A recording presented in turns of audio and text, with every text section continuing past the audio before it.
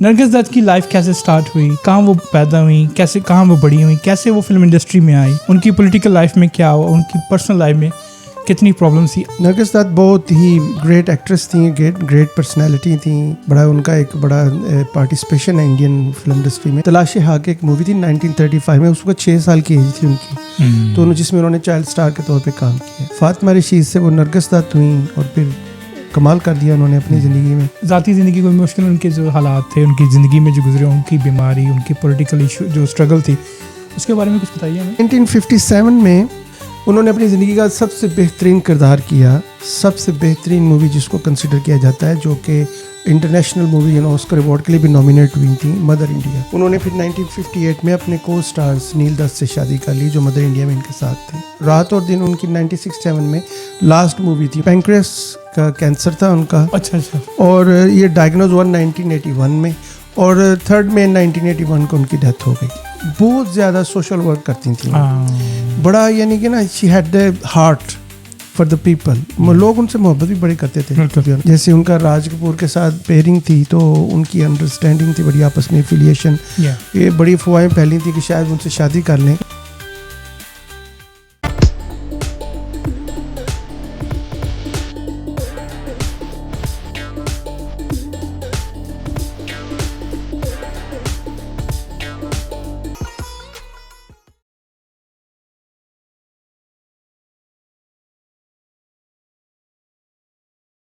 अस्सलाम वालेकुम, hello and welcome to AK show.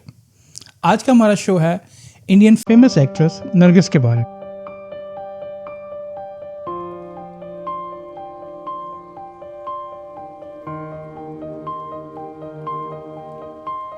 Nargis Dutt की लाइफ कैसे स्टार्ट हुई, कहाँ वो पैदा हुई, कैसे कहाँ वो बड़ी हुई, कैसे वो फिल्म इंडस्ट्री में आई, उनकी पॉलिटिकल लाइफ में क्या हुआ, उनकी पर्सनल लाइफ में कितनी प्रॉब्लम्स थी, आज हम जानेंगे मेरे को होस्ट अहमद सईद से। अस्सलाम वालेकुम सर। वालेकुम सलाम, और नाजरीन को भी मेरी तरफ से अस्सलाम वालेकुम। कैसे हैं आप? ठीक है जी, शुक्रिया। आज का हमारा प्रोग्राम बड़ा इंटरेस्टिंग है। मेरी one of the favourite actress जो कि बहुत ही फेमस थी पुरानी इंडियन मूवीज़ में, बिल्कुल, नरगिस दत्त के बारे में। तो मेरा पहला क्वेश्चन आपसे ये होगा कि उनकी कोई फैमिली बैकग्राउंड के बारे में बताइए। आपके लिए तो वो काफ़ी एजड थी। मैंने कुछ मूवीज़ देखी उनकी। आप कह रहे, पर मैं कह सकता हूँ, वैसे तो मैंने उनकी फिल्में जो TV वगैरह पे आई, जो दोबारा रिलीज़ हुई, वो देखी हैं। तो नरगिस दत्त बहुत ही ग्रेट एक्ट्रेस थी, ग्रेट पर्सनालिटी थी। बहुत उनका एक बड़ा पार्टिसिपेशन है इंडियन फिल्म इंडस्ट्री में। एनीवे, तो वो बेसिकली कोलकाता में पैदा हुई। नाम था उनका फातिमा रशीद। अच्छा। और उनकी डेट ऑफ बर्थ है 1 जून 1929, जो कि रिकॉर्डेड है 1 जून 1929। तो फातिमा रशीद जो थी ना, उनकी बचपन से उनकी घर का माहौल जो था ना, वो आर्टिस्टिक टाइप था। यानी कि उनकी जो वालदा थी जदन बेगम, जदन नाम में ख्याल में मैं ठीक ही ले रहा हूँ, तो वो जो जदन बाई जो थी, वो क्लासिकल सिंगर थी जी, एंड ग्रेट आर्टिस्ट थी अपने वक्त की। उन्होंने फिल्मों में भी काम किया, वो म्यूज़िक प्रोड्यूसर भी थी और फिल्म मेकर्स भी थी। तो एक तरह से वो ऑलरेडी एक उसी तरह की इन्वायरमेंट में फिल्म इंडस्ट्री से लिंक पैदाइश हुई फातिमा रशीद की। उनके वालिद साहब जो थे अब्दुल रशीद, वो पहले हिंदू थे, ब्राह्मण हिंदू थे, और फिर उनका नाम था उत्तम चंद, मोहन चंद उत्तम चंद। तो उन्होंने फिर वो बाद में कन्वर्ट हुए, मुसलमान हो गए, रावलपिंडी में पैदा हुए थे। अच्छा, वो बिफोर पार्टीशन मोहन चंद थे, अब्दुल रशीद साहब। तो वो बाद में उन्होंने जब जदन बाई से शादी की, तो वो कन्वर्ट हो चुके थे, मुसलमान थे। उसका पता नहीं बाद में ये बहरहाल वो ही वॉज कन्वर्टेड एनी। तो जो बेसिकली चूँकि उनका माहौल ही ऐसा था घर का, कि वो एक फ़िल्म इंडस्ट्री का ही माहौल था। जैसे अगर वालदा काम करती थी, तो बचपन में ही नरगिस को मौका मिल गया। नरगिस एक्चुअली बाद में उनका नाम था, पहले तो फातिमा था, बाद में जब वो चाइल्ड स्टार के तौर पे उन्होंने काम किया। अच्छा। बेसिकली उनकी वालदा ने उनको इंट्रोड्यूस कराया, यानी कि बचपन में ही उनको तलाश हक एक मूवी थी 1935 में, उसको 6 साल की एज थी उनकी, तो जिसमें उन्होंने चाइल्ड स्टार के तौर पे काम किया। तो ये उनकी इब्तिदा थी उनकी ज़िंदगी की। एक दफ़ा एक इंटरव्यू में उन्होंने कहा था कि वो actually she want become a doctor, वो डॉक्टर बनना चाहती थी, लेकिन चूँकि उनके घर का माहौल ऐसा था कि उनकी वालदा ने उनको एक तरह से इस तरफ डाला कि भाई फिल्म इंडस्ट्री में ही आए वो, और क्योंकि ये एक उनका जाना पहचाना ये एक प्रोफेशन था, तो इस तरह ये इनकी ज़िंदगी की इब्तिदा है। और फिर वहाँ से वो फातिमा रशीद से वो नरगिस दत्त हुई, और फिर कमाल कर दिया उन्होंने अपनी ज़िंदगी में। एक्टिंग उनकी जो आउट्स क्लास मदर इंडिया, और ये वो बहुत अच्छी उनकी फिल्मों के गाने इतने ज़बरदस्त हैं कि आज तक वो गाए जाते हैं। नाइस। अच्छा अहमद, मैं आपसे ये चाहूँगा कि आप हमें नरगिस जी के जो ज़िंदगी फिल्मी सफ़र है उसके हम पहली मूवी स्टार्ट करते हैं, और इतनी वो फेमस और इतनी रिस्पेक्टेड एक्ट्रेस कैसे बनी, कुछ बताइए हमें। वैसे तो नरगिस ने हर तरह का किरदार किया है। आप उनकी फिल्में देखेंगे तो आपको that's why she was so competent in her acting, कि वो उन्होंने कॉमेडी भी की है, उन्होंने सीरियस रोल्स भी किए हैं, रोमांटिक मूवीज़ भी की हैं। She was actually all in one actress, there is no certain level, हालांकि वो ब्यूटीफुल अदाकारा थी।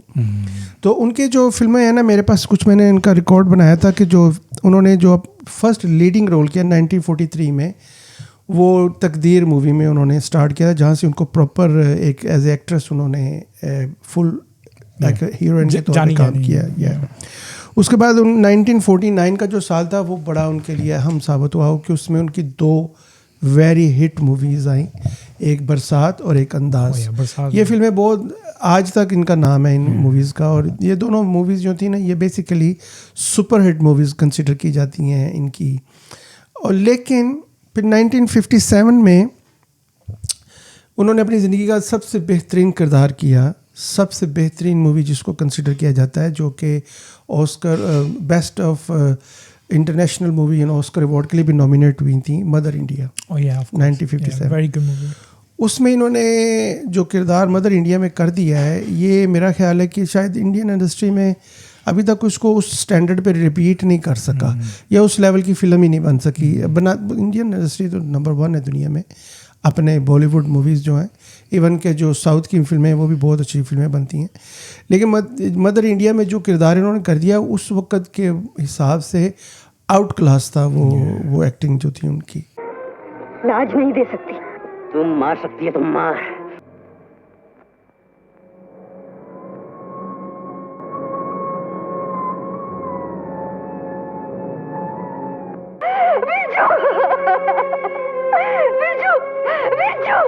वो बहुत फेमस हुई उसमें। फिर 1958 में इन्होंने 1958 में इनको पद्मश्री अवार्ड मिला, the only film actress at that time जिनको पद्मश्री सिद्धार्थी अवार्ड है इंडियंस, हाँ जी, वो मिला। फिर इस तरह इन्होंने एक फ़िल्म बनाई जो थी कि जो डबल पर्सनैलिटी के ऊपर होती है, डिसोसिएटिव पर्सनैलिटी आइडेंटिटी, उसके ऊपर एक मूवी इन्होंने बनाई थी, रात और दिन।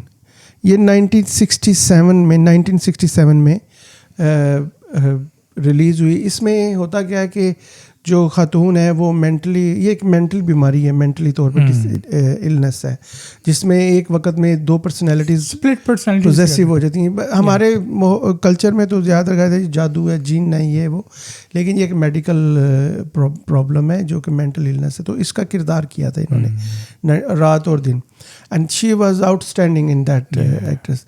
आई थिंक जो उनकी जो आखिरी फिल्मों में भी ये एक अच्छी फिल्म थी जो कि बहुत जिसने नाम पैदा किया। एंड शी वाज अनदर चीज़ ये कि 1950 और 60 के दरमियान एक बड़ा आजकल होता है ना जी, हाईएस्ट पेड एक्टर्स या एक्ट्रेस जो होती है, तो she was one of the highest paid actress in 1950 to 60s time में, उस वक्त में। तो इमेजिन करें कि कितना इनका कंट्रोल कितना था इनका फिल्म इंडस्ट्री के ऊपर। क्लासिक एक्ट्रेस थी है। तो ये सम ऑफ, फिर उन्होंने मदर इंडिया ने बेस्ट फिल्म फेयर अवार्ड भी, उसमें बेस्ट एक्ट्रेस का अवार्ड इन्होंने जीता उस फिल्म के लिए। जो रात और दिन था उसको फिर national film award as a best actress का अगेन इन्होंने जीता। तो इस तरह काफ़ी इनके फिल्म अवार्ड्स हैं इनके। तो she was one of the best actress from India. ज़बरदस्त। अच्छा, मेरा अगला सवाल आपसे होगा कि कुछ उनके जो ज़ाती ज़िंदगी को मुश्किल, उनके जो हालात थे उनकी ज़िंदगी में जो गुजरे, उनकी बीमारी, उनकी पॉलिटिकल इशू जो स्ट्रगल थी, उसके बारे में कुछ बताइए हमें।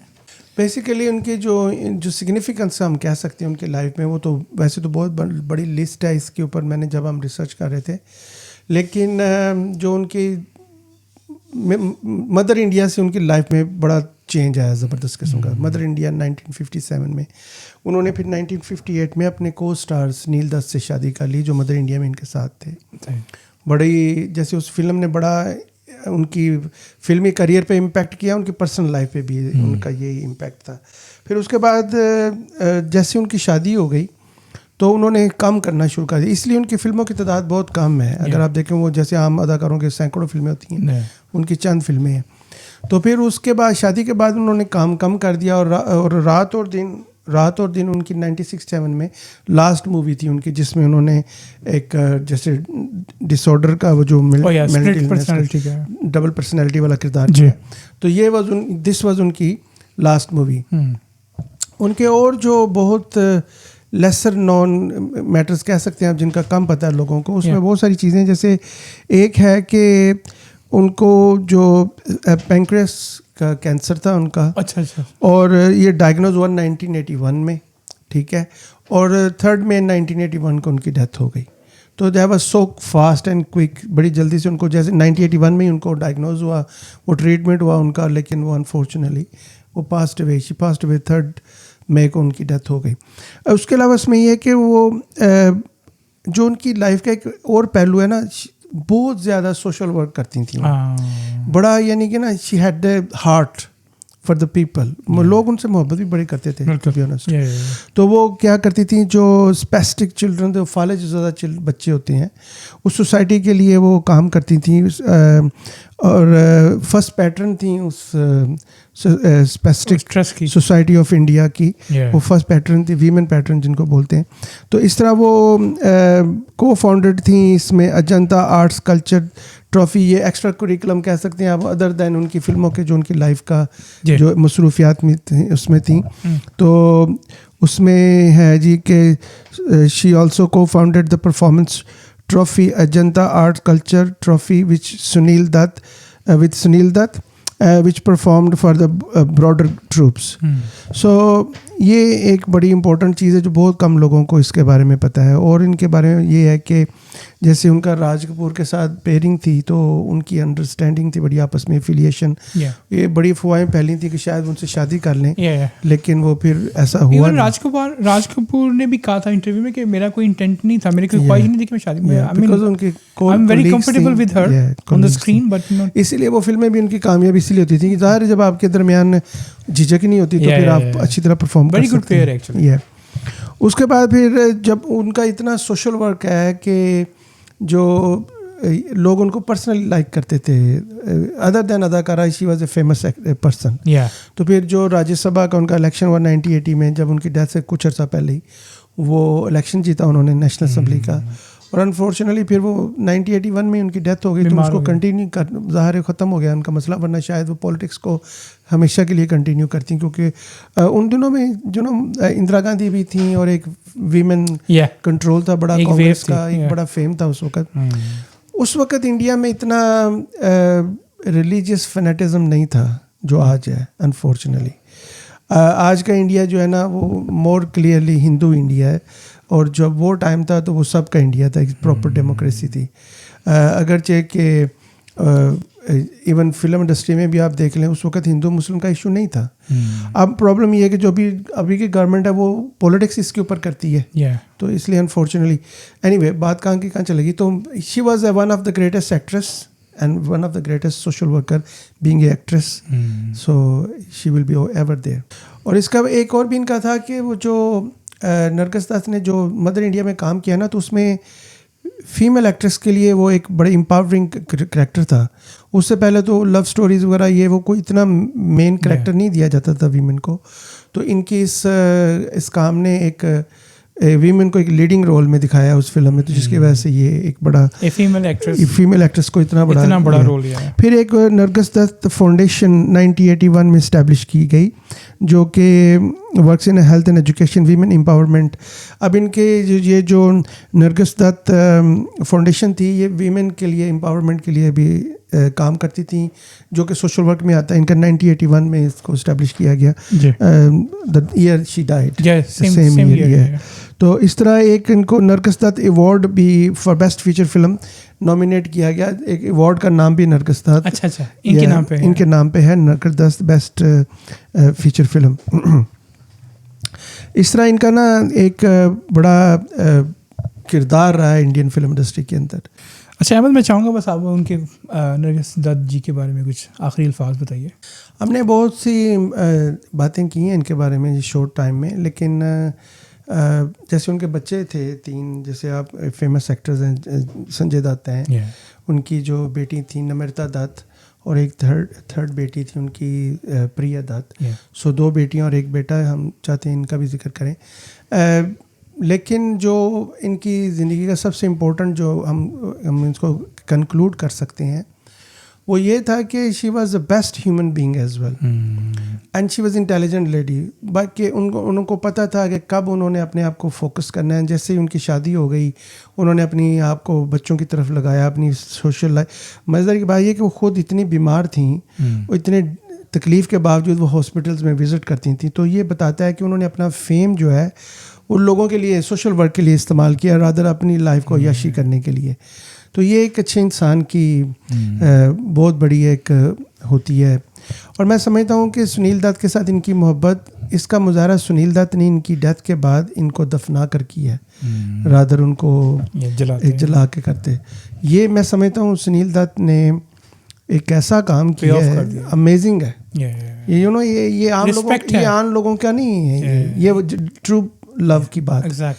कि उन्होंने उनके रिलीजन को फॉलो करते हुए, हालांकि बच्चे उनके हिंदू रिलीजन में हैं, लेकिन उन्होंने नरगिस दत्त को दफनाया, इज्जत दी. ये अमेजिंग है. किसी को भी मोहब्बत की लाजवाब दास्तान में से गिना जा सकता है. और स्पेशली अगर आप इमेजिन करें ये आज के दौर में होता तो क्या प्रॉब्लम हो जाती इंडिया के अंदर.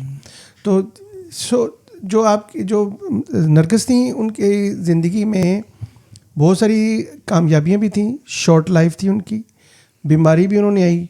उन्होंने अपने आप को एक फोकस लीडिंग वीमेन साबित किया. एक्टिंग में उन्होंने अपने आप को कमाल साबित किया, और फिर वीमेन को एक वो दर्जा दिलाया जो कि उस वक्त तक फिल्म इंडस्ट्री में नहीं था वीमेन को. फिर सोशल वर्क भी किया, बीमारी भी में भी उन्होंने काम किया, सोशल वर्क किया. एंड इवेंचुअली उनके हस्बैंड ने उनके लिए एक लास्ट गिफ्ट जो दिया, उनको दफना के दिया, बर्न करने के बजाय. बीइंग ए रिलीजन तो मैं समझता हूँ कमाल कर दिया उन्होंने. तो आई थिंक दैट्स इट. वो जो हमारे पास जो थोड़ा बहुत इन्फॉर्मेशन है उनके बारे में, but she is one of the best actress. Thank you so much. Thank you so much for watching. बहुत कम ऐसे एक्ट्रेस होते हैं जो कि मरने के बाद भी याद रखे जाते हैं, और नरगिस दत्त एक ऐसी एक्ट्रेस हैं जो कि रियल वर्ल्ड में, रियल लाइफ में भी एक उन्होंने अपनी बेहतरीन ज़िंदगी गुजारी. उन्हें अपनी सारी ज़िंदगी सोशल रिफॉर्म के लिए गुजारी, गरीबों के लिए गुजारी, और बीमारों के लिए गुजारी. इसलिए आज भी उनका नाम लिया जाता. And she was the one of the best actress in film industry. Thank you so much for watching. मैं इजाज़त चाहूँगा. अल्लाह हाफिज़. मेरी तरफ से बहुत शुक्रिया देखने का. खुदा हाफिज़.